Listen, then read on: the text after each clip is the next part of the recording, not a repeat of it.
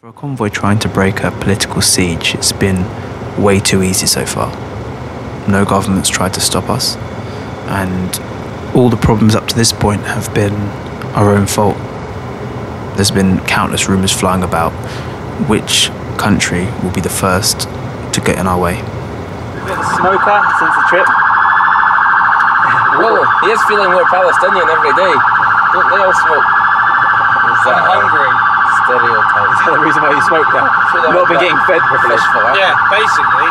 Yeah. Where are we going now, man? We're going into Beni Hashim, the tribe of Hashim. Well, yeah, we've been here for a few hours, it's been long. But like, you know, whatever. The weather's nice. I'm not really that bothered. It's just a waste of time, really and truly. You know what I mean? But yeah, you know, going into Jordan, I was always afraid of the Jordan border because I thought if they're smart, they'll try to stop us at Jordan before we get to the border between Jordan and Egypt.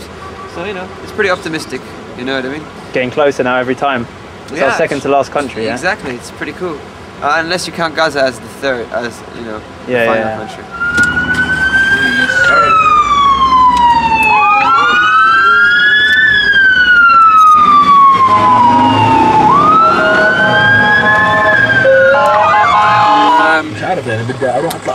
Apparently they're asking to hold on to the driver's passports till Amman, but so I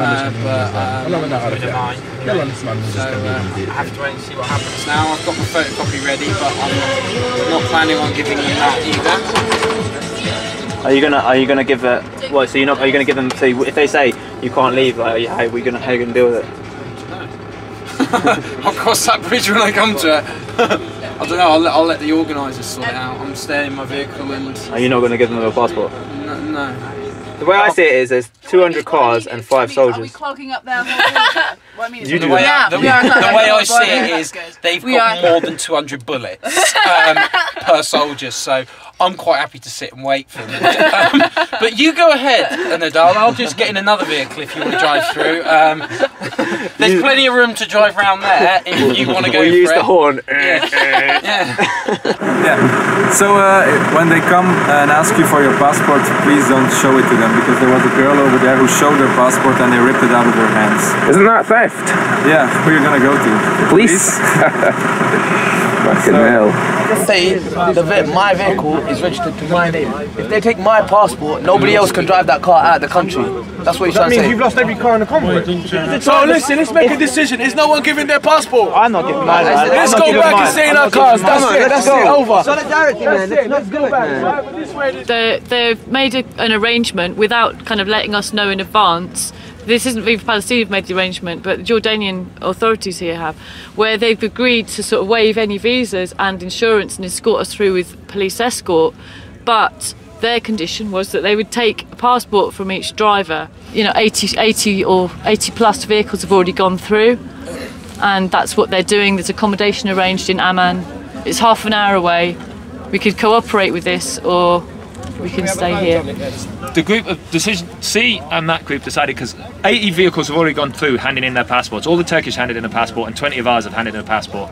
So if we're going to keep the whole convoy together, at this point we might as well hand in passports, because we wouldn't go without them at the other end anyhow. So there's no advantage to standing our ground any longer in the fact that the battle will be at Aqaba if we have problems with the passports, rather than here. It's quite easy for someone to go, yeah, do it. It's not their bloody passports. Alex, you're talking about the drivers. That's what their recommendation is. Obviously, if it's your passport, if you don't want to hand it over. However, you are part of a convoy team, and we're also individual people who've got our own responsibility. They should have, before everyone crossed, they should have come to us and made this all aware. This is exactly my point.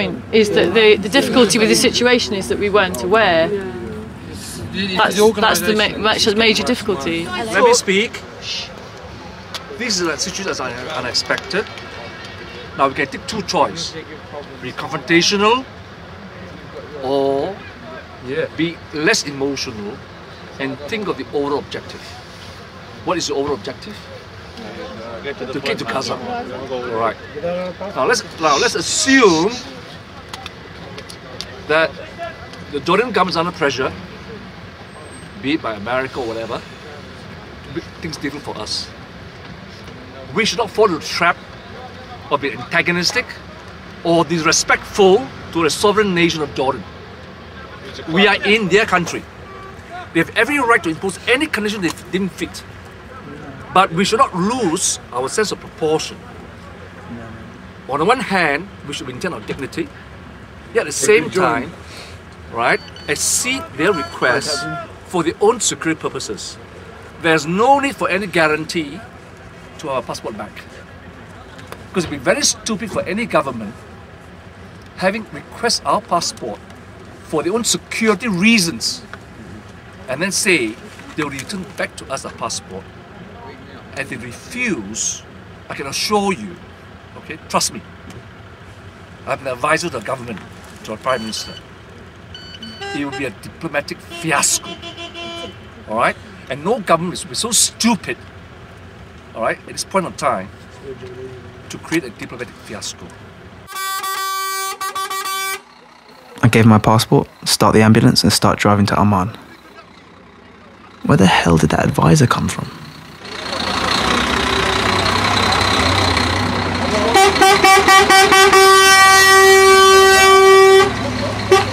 Basically, how do you feel about crossing over like this? Basically, I'm pretty pissed off. I feel very let down by the convoy organisers. How come? Well, the Jordanians have made a deal with themselves or something. They've come to some agreement that they won't give us visas, and in return we will hand over the driver's passport to be handed back to us on leaving the country. With no securities? With no securities, no paperwork, no nothing. People who are organising this, I don't really want to mention any names, but we all know who they are, have just complied with this and said yes. Did they hand over their passports? But they have not handed over their passports because they have diplomatic immunity. So they have suggested that it is the best for us, that is the best option for us, just to hand over our passports. And I just don't see how we can trust a client of Israel, someone who's in the pocket of the West. We wouldn't be trusting Egypt, and when they were in Egypt they wouldn't let the convoy get broken up for this exact reason, and yet we come to Jordan and they just jump on the bandwagon with it.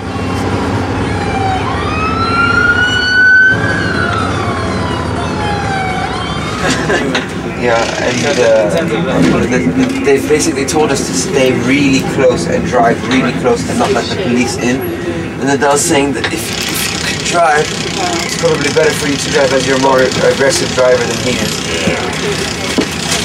Do you want me to drive, Nadal? Yeah, that's cool. Next time we stop, yeah, is that alright? Yeah, of course. Because apparently they're just trying to split the convoy up.